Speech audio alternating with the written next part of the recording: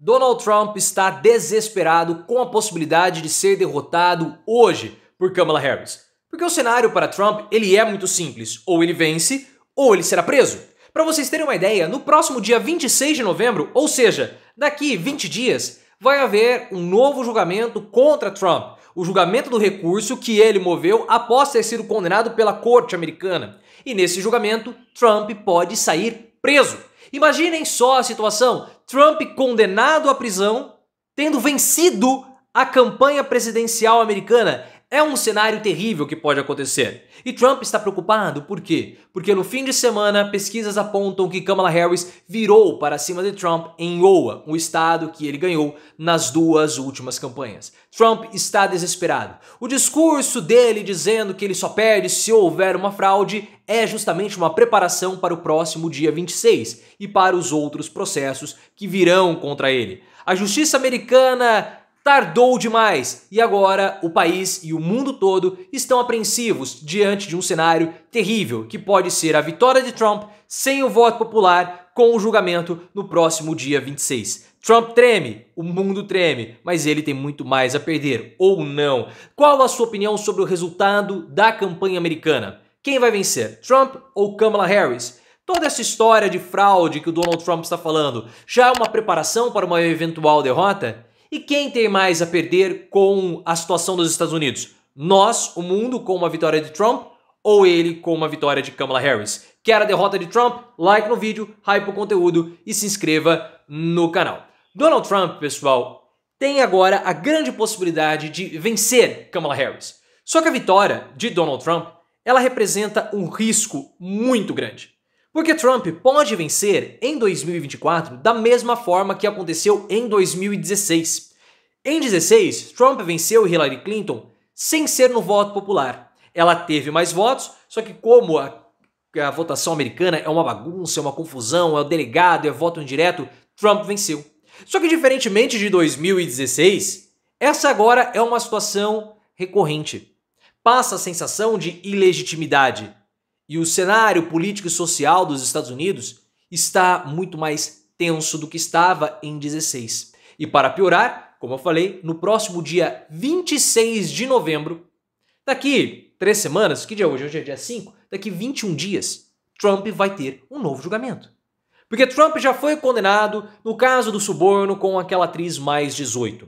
E ele foi condenado à prisão. Ele recorreu. E agora o recurso dele vai ser julgado 20 dias depois da votação americana.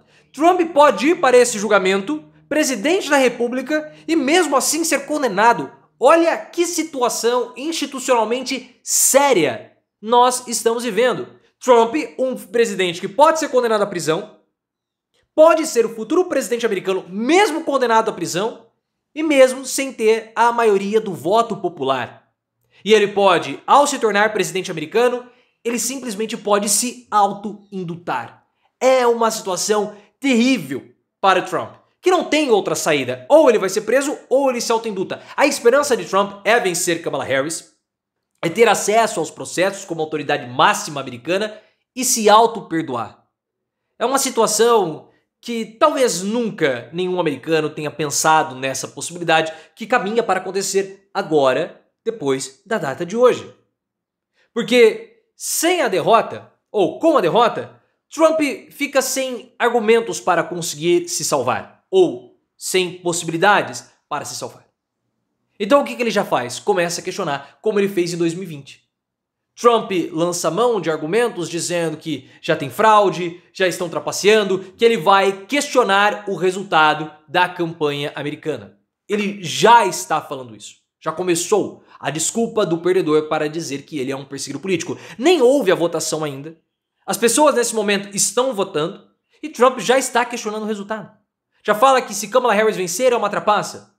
Não há nenhum indício de trapaça no sistema de votação americano. É uma bagunça aquilo lá. Tem estado que é voto de papel, tem outro que é eletrônico, tem gente que pode votar pelo correio. É uma vergonha. É uma vergonha. Aqui no Brasil nós somos muito mais avançados do que eles. E tem pessoas que reclamam. Nós fizemos a cobertura aqui no primeiro e do segundo turno da campanha municipal. Era 7 horas da noite, 1h30 praticamente depois do encerramento do prazo de votação, e a gente já sabia o resultado. Tudo muito rápido, tudo muito seguro. Lá nos Estados Unidos é papel, uma coisa arcaica, primitiva, que abre a possibilidade para esse tipo de questionamento como o Donald Trump está fazendo. E ele consegue fazer isso porque há um cenário de grande indefinição. As pesquisas apontam para um empate entre Kamala, um empate entre Trump. Nos estados-chave, algumas pesquisas mostram que são aqueles estados pêndulos, né? Que tem estado que já é muito estabelecido nos Estados Unidos. Então, esse estado vai dar vitória para os republicanos, esse outro estado vai dar vitória para os democratas. E tem aqueles estados que ora votam nos republicanos, ora votam nos democratas. E nesses estados, algumas pesquisas apontam que Kamala Harris está vencendo. Outras pesquisas apontam que Donald Trump também está vencendo. Mas as pesquisas que apontam vitória de Kamala e as pesquisas que apontam vitória de Trump, na margem de erro, ambos estão empatados. É um cenário de grande indefinição. E é um cenário que aponta para uma vitória apertada de quem quer que seja e uma vitória também apertada no voto popular, que não significa nada para o resultado final, a não ser um simbolismo de um país dividido, de um país que pode eleger um presidente sem a maioria do voto popular. Só que no final de semana, Trump recebeu uma notícia devastadora que preocupou a sua campanha, que foi o resultado das pesquisas em Iowa. Iowa, em 2016 e em 2020, deu a vitória para Donald Trump. No início dessa campanha agora de 2024, Trump estava a 20 pontos de Kamala Harris em Iowa. Só que com o passar do tempo, a distância foi caindo, e no final de semana, faltando 3 dias para a votação, Kamala virou para cima de Donald Trump em Iowa, está 3% à frente, segundo as pesquisas. Aí você vai falar, será que está tendo voto envergonhado? Difícil, porque Trump venceu 2 vezes nesse estado. Então talvez a pesquisa não tenha mostrado o voto envergonhado. Se Trump perder em Iowa, ele pode até ganhar em um estado pêndulo, porque vai compensar. Então ele está bastante desesperado. Por quê? Porque ele pode ser preso, caso seja derrotado. E por trás de toda essa situação, o mundo observa o seu próprio futuro, que é o futuro da discussão sobre as Big Techs. Pedro Doria, do O Globo, foi o primeiro comentarista ou jornalista da grande cobertura que mencionou o racha do Vale do Silício com um pouco mais de profundidade, falando justamente sobre as discussões sobre aumento de regulamentação das empresas de tecnologia, que é promovido pelos democratas, ou um afrouxo, ou um afrouxar dessas regras, que é promovido pelo Donald Trump e por isso ele é apoiado pelo Elon Musk. O Vale do Silício rachou ideologicamente com a situação da campanha americana, porque parte considerável dos empresários do Vale do Silício não querem leis antitrust, não querem regulamentação, eles querem operar ao bel prazer, inclusive pressionando os próprios países, como o Elon Musk fez aqui no Brasil, pressionando o Alexandre de Moraes, querendo menos regulamentação para a sua empresa poder atuar. Essa é a grande discussão da campanha americana. E como nós falamos desde o início, para Kamala Harris vencer, ela precisaria ou precisava ter solucionado essa equação do Vale do Silício.